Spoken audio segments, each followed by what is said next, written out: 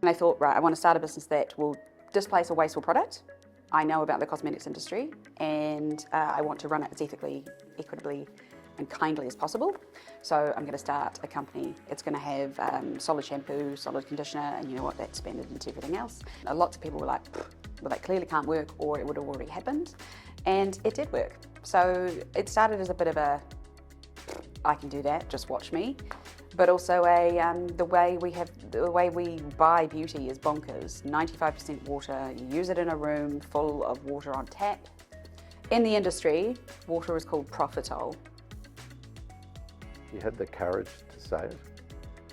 She actually said out loud, I want to rid the world of plastic bottles.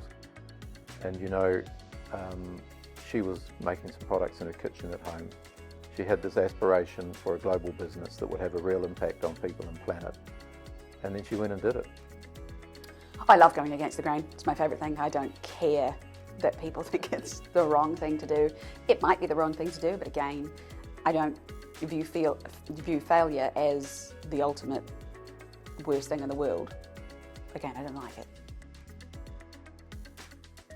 Business is the way we will change the world. The only way we will solve these catastrophic problems facing us is if business does something about it, because governments can't move as fast as we need them to. Business can. And we as consumers need to make business do so. But we as business leaders also need to change our businesses. She's been in the forefront. If you look at some of the companies in the UK, the US that we've partnered with, you know, she's led their sustainability mission. The reason they have big sustainability walls of product now are because of her, because of Ethique. So quite early on, she prioritised the United States and she started planning a trip to America. I got a phone call from Brianne and she said, I'm still in Auckland. I wasn't able to board the plane, and you don't know this, but I've got a really terrible fear of flying.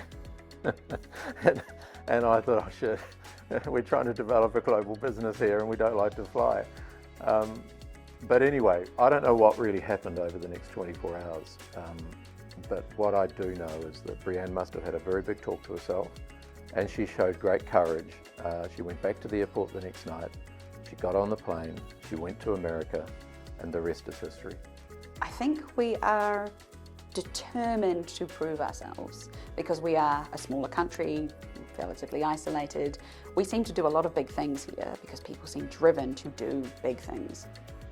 It's been really important to build a network of people who are like-minded and we can all lean on one another, so it's not a one-sided relationship. And I think, for example, we use Care Connect a lot when we were like a baby business or a baby business.